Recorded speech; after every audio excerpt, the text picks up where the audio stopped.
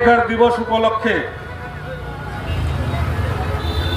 National human rights commission ব্যুরোর পক্ষ থেকে এই ব্যারাকপুর স্টেশনের গায়ে যে সভার আয়োজন করেছেন এই সংস্থার সভাপতি আমার বন্ধু এবং দাদা প্রবীর চক্রবর্তী, তাকে ধন্যবাদ জানিয়ে আজকের এই সভায়, মানবাধিকার রক্ষার সভায় আজকে আপনাদের সামনে কয়েকটি কথা আমি তুলে ধরতে চাই।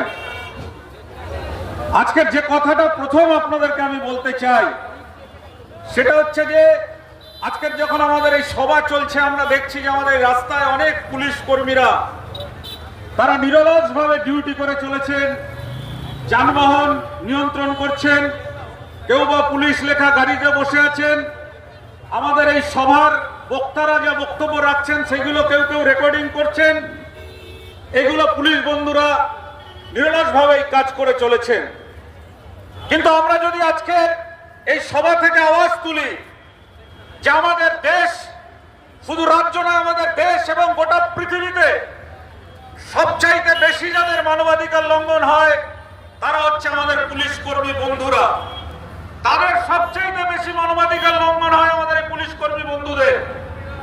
আমার এই পুলিশ কর্মী বন্ধুরাই কিন্তু আবার সবচাইতে বেশি মানুষের মানবাধিকার লঙ্ঘন করেন। আপনারা একটু আমার কথা শুনে বিচলিত হয়ে বললেন যে কি বলতে চাইছি। এখানে যে পুলিশ কর্মীরা প্রতিনিয়ত যারা ডিউটি করছেন, প্রত্যেকটা দেশের নিয়ম হচ্ছে প্রত্যেকটা যারা শ্রমিক রয়েছেন, সরকারি কর্মচারী রয়েছেন, তাদের নির্দিষ্ট সময় হচ্ছে 8 ঘন্টা করে তারা ডিউটি করবেন। কিন্তু এখানকার পুলিশ কর্মীদের আমরা দেখি কাউকে কাউকে 24 ঘন্টা ধরে ডিউটি করতে হয়, তবুও পুলিশ বন্ধুরা কিন্তু মুখে কুলু পেটে তাদের কাজ করে যান। একবারও তারা আওয়াজ তুলতে পারেন না যে আমাদের মানবাধিকার লঙ্ঘন হচ্ছে, আমরা এইভাবে কাজ করতে পারবো না, হয়তো পেটের দায় তাদের করতে হয়।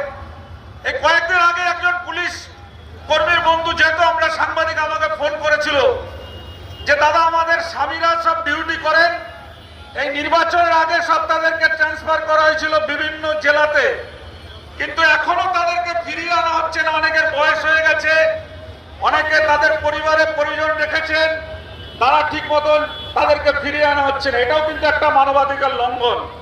এই মানবাধিকার লঙ্ঘনের বিরুদ্ধে কিন্তু কথা বলতে পারছে না। যখন যে সরকার থাকে, আজকে যখন সোদপুর থেকে আসছিলাম দেখলাম যে একটা সিপিএম পার্টি অফিসের সামনে এই ধরনের একটা মানবাধিকার সভা হচ্ছে। সিপিএম যখন ক্ষমতায় ছিল তখন কিন্তু তারাও এই মানবাধিকার কমিশনের যে সুপারিশগুলো সবগুলো কিন্তু কার্যকারী করতে চায়নি বা কার্যকরী করেননি। এখন যে সরকার চলছে সেই সরকারের আমলে মানবাধিকার তো পুরো উঠেই গেছে, পুরো লাটেই চলে গেছে। কয়েকদিন আগে পশ্চিমবঙ্গ মানবাধিকার কমিশনের যে অফিসটা রয়েছে আমাদের সল্ট লেকে, আগে ভবানী ভবনে ছিল, সেটা এখন সল্ট লেকে এসছে। আমাদের এক সাংবাদিক বন্ধুর সমস্যা নিয়ে পশ্চিমবঙ্গ মানবাধিকার কমিশনের অফিসে গিয়েছিলাম। সেখানে যাওয়ার পরে সেখানকার যিনি সেক্রেটারি আছেন তার সঙ্গে আলোচনা করলাম, যেইভাবে বনগাঁতে একজন সাংবাদিকের উপর অত্যাচার করা হচ্ছে, তাকে ঘর ছাড়া করে দেওয়া হয়েছে, আমরা মানবাধিকার কমিশনের হস্তক্ষেপ চাই। সেখানকার যিনি সেক্রেটারি রয়েছেন তিনি বললেন যে আমাদের কিছু করার নেই, কারণ এখানে তদন্ত করবে পুলিশ, এখানে তদন্ত রিপোর্ট যাদের কাছে যাবে তারাও পুলিশ, এখানে মানবাধিকার কমিশনের যে চেয়ারম্যান বসে আছেন সেও পুলিশ। তাহলে কিভাবে মানবাধিকারের বিচারটা হবে, কিভাবে তারা বিচারটা পাবেন? এই কয়েকদিন আগেই ব্যারাকপুরে আপনারা দেখেছিলেন, এই যেখানে একজন ট্রাফিক সার্জেন্ট, এখন নিশ্চয়ই সেই ট্রাফিক সার্জেন্ট এই ব্যারাকপুরে ডিউটি করছেন। আমরা চ্যালেঞ্জ দিয়ে বলছি যে যদি এখানকার আইবি বা যারা আছেন আমাদের বক্তব্যকে রেকর্ড করে এখানকার সিপি বা রাজ্য পুলিশকে পাঠান। এখানে সেই ট্রাফিক পুলিশকে কিন্তু শাসক দলের কাউন্সিলর বেদরক মার মেরেছিলেন, কিন্তু তার কি বিচার করতে পেরেছেন পুলিশ অফিসাররা? বিচার পেয়েছেন সেই ট্রাফিক সার্জেন্ট? আজও বিচার পাননি। তাহলে প্রতিনিয়ত এইভাবে মানবাধিকার লঙ্ঘন হচ্ছে। পুলিশ শুধু না, মানুষেরও মানবাধিকার লঙ্ঘন হচ্ছে। এবার পুলিশ কিভাবে মানুষের মানবাধিকার লঙ্ঘন করে সেটা আপনাদের সামনে তুলে ধরছি। আপনারা এই উত্তর 24 পরগনা জেলার ব্যারাকপুর পুলিশ কমিশনারেটের একটি থানা আছে, ঘোলা থানা। এই ঘোলা থানায় 2019 সাল থেকে 2024 সাল পর্যন্ত একজন আইসি সেখানে ছিলেন দায়িত্বে, তার নাম হচ্ছে বিশ্ববন্ধু চট্টরাজ। যদি আইবি ডিপার্টমেন্ট বা এখানকার পুলিশ ডিপার্টমেন্ট থাকেন, আজকে ন্যাশনাল হিউম্যান রাইটস কমিশনের মঞ্চে দাঁড়িয়ে বলছি, আমার বক্তব্যকে রেকর্ড করুন, রেকর্ড করে এখানে সিপির কাছে পাঠান, এখানে রাজ্য পুলিশের ডিজির কাছে পাঠান। যা বলছি সব তথ্য নিয়ে বলছি, প্রমাণ নিয়ে বলছি, সমস্ত হাতে নিয়ে বলছি। সেই বিশ্ববন্ধু চট্টরাজ যিনি থানার আইসি ছিলেন 2019 সাল থেকে 2024 সাল পর্যন্ত, সেই বিশ্ববন্ধু চট্টরাজ একের পর এক ঘোলা থানার মানুষকে মিথ্যা মামলা দিয়ে গেছেন। এবং শুধু মিথ্যা মামলা নয়, কাউকে ধর্ষণ কেস, কাউকে পক্সো কেস, কাউকে ডাকাতির কেস, কাউকে খুনের কেস দিয়ে গেছেন। এবং সেই সমস্ত অভিযোগ রাজ্যের মুখ্যমন্ত্রীর কাছে সরাসরি প্রশাসনিক সভায় আমি তুলে ধরেছিলাম সাংবাদিক, বারাসাত প্রেস ক্লাবের সভাপতি হিসেবে। মুখ্যমন্ত্রী বলেছিলেন রাজ্য পুলিশের ডিজিকে যে আপনি এই অভিযোগগুলো খতিয়ে দেখে ব্যবস্থা নিন, কেন এইভাবে মিথ্যা মানুষের নামে কেস করা হচ্ছে। আমরা রাজ্য পুলিশের ডিজির সঙ্গে নবান্নে গিয়ে দেখা করলাম। সেখান থেকে দেখা করার পরে সেখান থেকে ফাইলটাকে ফরওয়ার্ড করে এখানে এই পুলিশ কমিশনারের অফিসে পাঠানো হলো। এখনকার যে পুলিশ কমিশনার রয়েছেন, তার আগে যিনি পুলিশ কমিশনার ছিলেন, যিনি এখন কলকাতা পুলিশের কমিশনার রয়েছেন, তার কাছে পাঠানো হলো। তাকে ফোন করে বলে দিলেন, আমরা যখন সেই ফাইলের হদিশ করতে মেমো নাম্বার নিয়ে নবান্ন থেকে এখানে এলাম, আসার পরে দেখলাম সেই ফাইলটা এখান থেকে উধাও হয়ে গেছে। সেই ফাইলের কোনো হদিশ নেই। সেই ফাইলটা কোথায় গেছে আজও কিন্তু তা খুঁজে পাওয়া যায়নি। এবারেই আমি যে কথাটা আপনাদেরকে বলছিলাম, সেই বিশ্ববন্ধু চট্টরাজের বিভিন্ন অনৈতিক কাজের খবর আমাদের বিভিন্ন সাংবাদিকরা প্রকাশ করেছিলেন। খবরের কাগজে প্রতিনিয়ত সেই খবর প্রকাশ হয়েছিল। যে খবরে দেখা গেছে যে বিশ্ববন্ধু চট্টরাজ যিনি আইসি ছিলেন, যিনি এখন পূর্ব বর্ধমানের নাদনঘাট থানা আইসি রয়েছেন, কিভাবে মানুষের মানবাধিকার লঙ্ঘন করেন সেই উপমা, সেই উদাহরণ আপনাদের সামনে আমরা আজকে তুলে ধরছি। এই ন্যাশনাল হিউম্যান রাইটস কমিশনের যে মঞ্চ রয়েছে, সেই মঞ্চ থেকে সেদিনকে আমরা দেখলাম যে সেখানকার পুলিশ অফিসার এলাকার যারা দুষ্কৃতী রয়েছে, পুলিশ ওয়েবসাইটে যাদের খুনি হিসেবে চিহ্নিত করে দেখানো রয়েছে, সেই খুনিদেরকে নিয়ে ঘুরছেন বিভিন্ন জায়গাতে। সেই ছবি তুলে আমাদের সাংবাদিকরা সেই খবর ছেপে দিলেন। ছেপে দেওয়ার পরে আমরা লক্ষ্য করলাম যে সেখানকার যিনি পুলিশের আইসি ছিলেন, তিনি দেখলেন তিনি সমূহ বিপদের মধ্যে পড়ে গেছেন। সঙ্গে সঙ্গে তিনি কি করলেন, এই পুলিশের যারা খোঁচর থাকে, যারা টিপার থাকে, দেখবেন যে বিভিন্ন জায়গায় বিভিন্ন মানুষের নামে বিভিন্ন মিথ্যা মামলা দেওয়া হয়।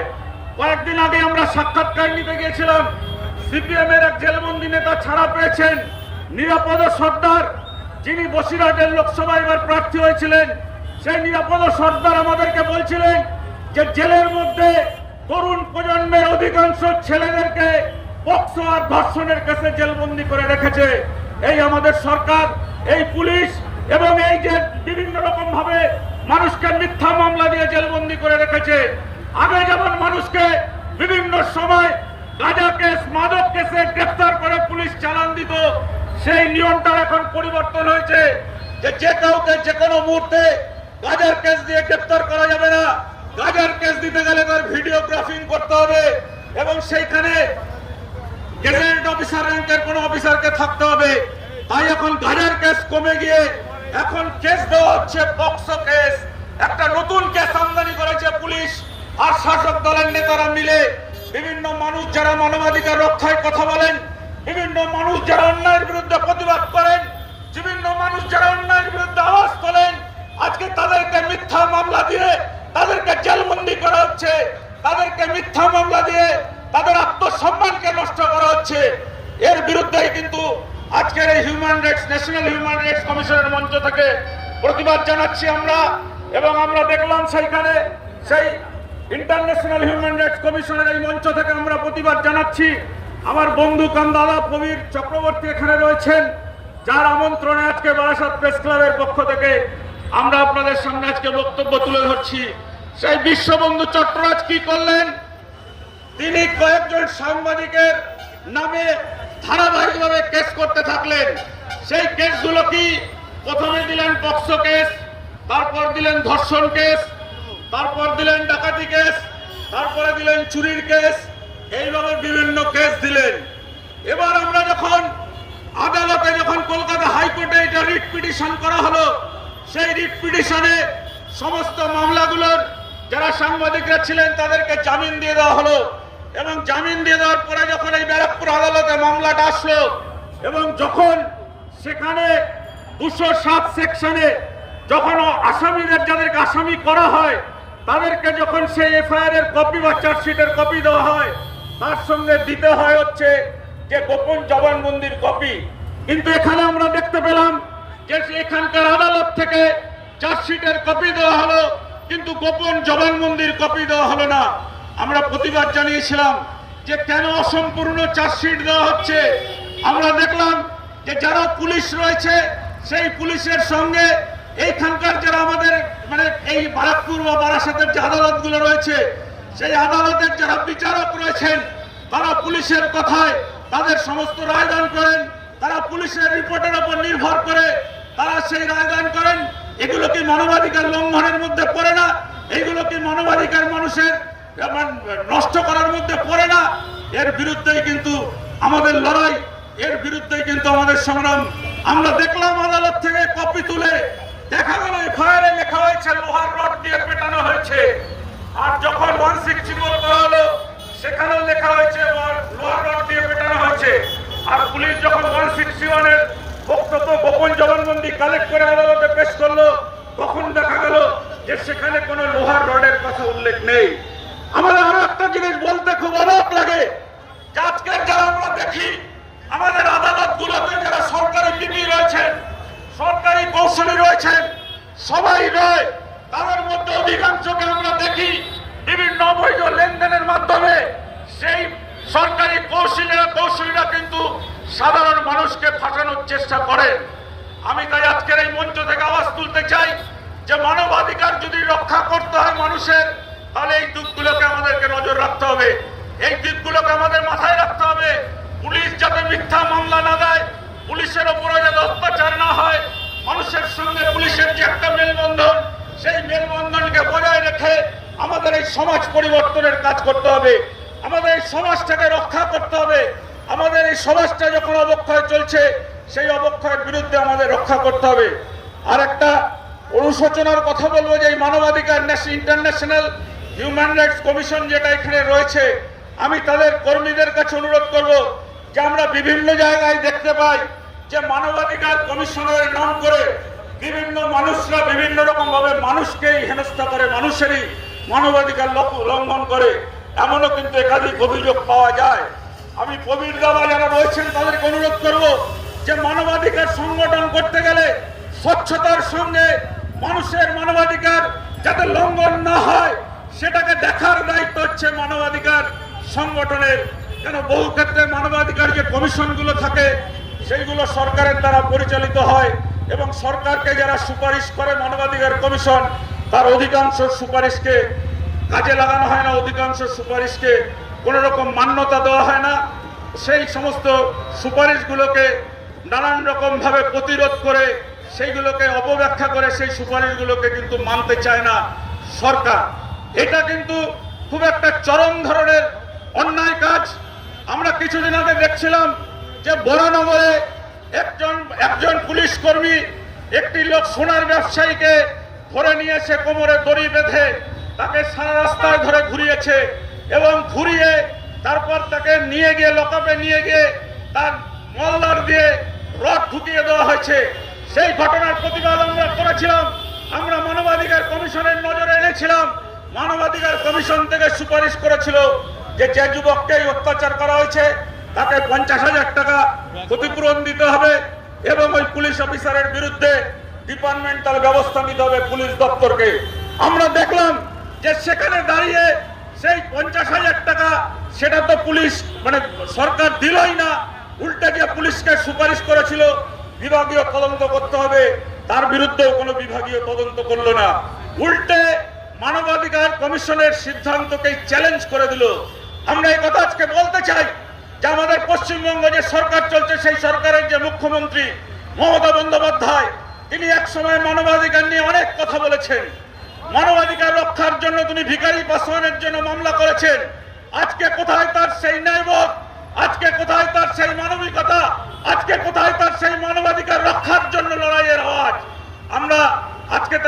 সংগঠনের পক্ষ থেকে আমরা আপনাদের কাছে আবেদন রাখতে চাই যে আপনারা international human rights commission bureau যেটা রয়েছে, কবির চক্রবর্তী অত্যন্ত সৎ মানুষ, যিনি কয়েকদিন আগে নিমতাতে একটা এই ধরনের ঘটনার প্রতিবাদ করেছিলেন, যে নিমতা থানায় একটা অভিযোগ হয়েছিল, সেই অভিযোগের পরিপ্রেক্ষিতে সেখানকার থানা কেস নিতে চাইছিল না, কিন্তু কবির চক্রবর্তী তিনি কিন্তু সেখানে তার কষ্ট কেসে সেই কেস নিতে চাচ্ছিল না।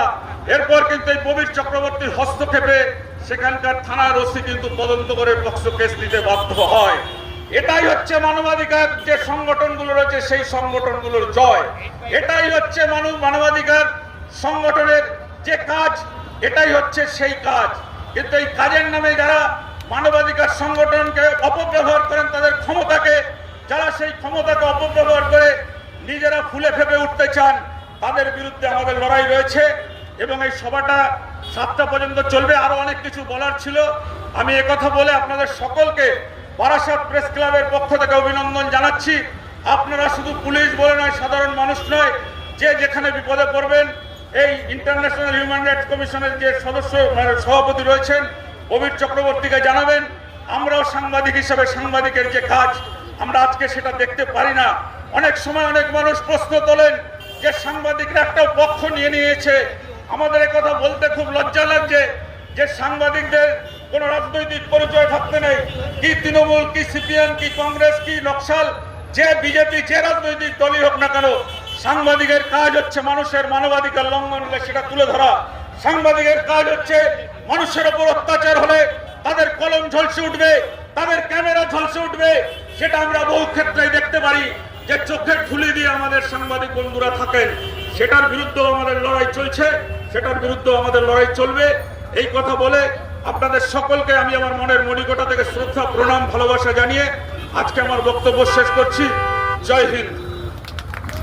যে আমার পূর্ববর্তী বক্তা ধৃতরাষ্ট্র দত্ত তিনি যা বক্তব্য রাখলেন, আমি তার উপরে দায়িত্ব দেব।